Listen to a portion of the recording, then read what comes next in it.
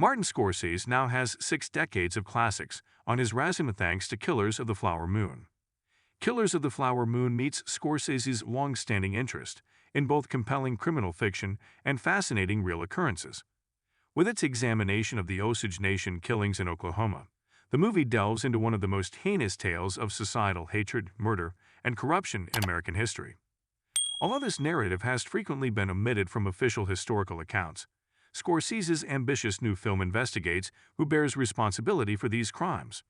Although there are a lot of statistics and facts in Killers of the Flower Moon, Scorsese does a fantastic job of identifying the people who are accountable for the murders in the film's heartbreaking conclusion. The nonfiction novel of the same name by David Grand served as the inspiration for Killers of the Flower Moon. Ernest Burkhart, a former service member, is the main character of the movie. He returns from his assignment to live in Osage County, Oklahoma, with his affluent uncle, William King Hale. Despite the widespread prejudice against Native Americans in most of the United States, Osage Nation residents have benefited greatly from their ownership over the oil that is produced on their territory. While the Osage people are assured profits from this thriving industry, they are not granted financial autonomy. Many must go through guardians to obtain their own funds. This makes them the target of a mysterious group of white men who are determined to kill each Osage person in order to obtain their money. Ernest lacks numerous talents, despite the fact that Hale provides lodging for his nephew.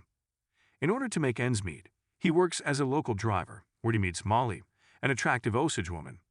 Hale, noticing the money passed down through the generations in Molly's family, surprises Ernest by telling him to keep after her. Ernest starts to truly fall in love with Molly, even though he freely acknowledges that money is his greatest passion.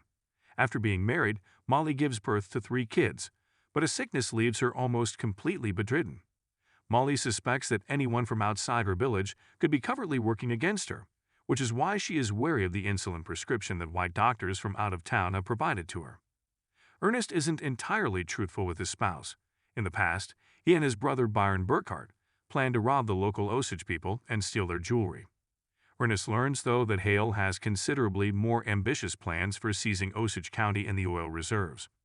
When more Native Americans are discovered dead, tensions rise and suspicions of a bigger plot are raised. It soon becomes clear that Hale is the conspiracy's architect, despite his claims to be the Osage Nation's most devoted ally.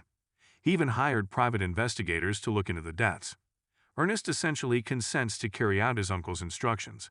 Even though he seems as though he loves Molly, he is so weak-willed that he would be willing to betray her to keep Hale from finding out.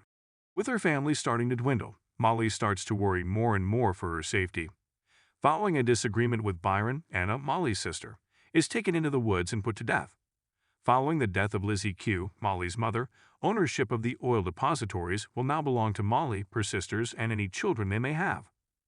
Ernest has grown used to his uncle's machinations and is starting to see that his uncle forced him to spend time with Molly in the hopes that they would fall in love and give their children future control of the oil refineries.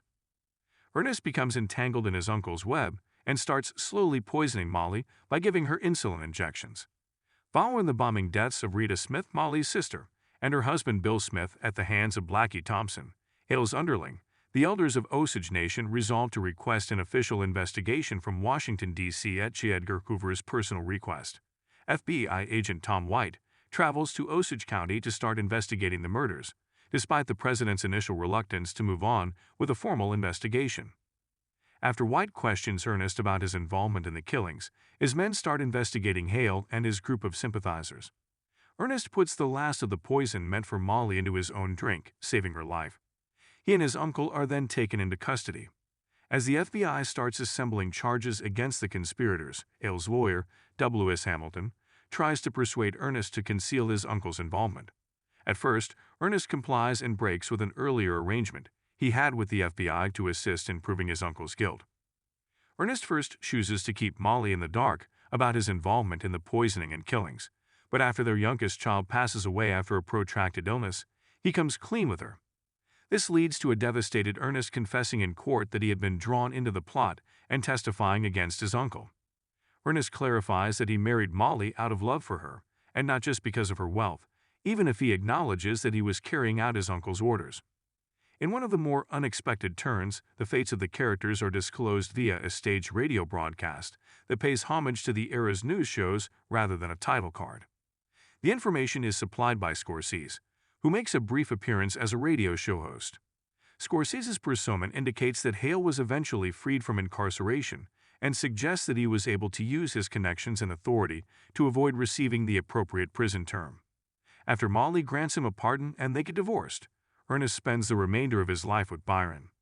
After Denning were married, Molly eventually passes away from diabetes, and the movie's finale states that her obituary never made reference to the Osage killings.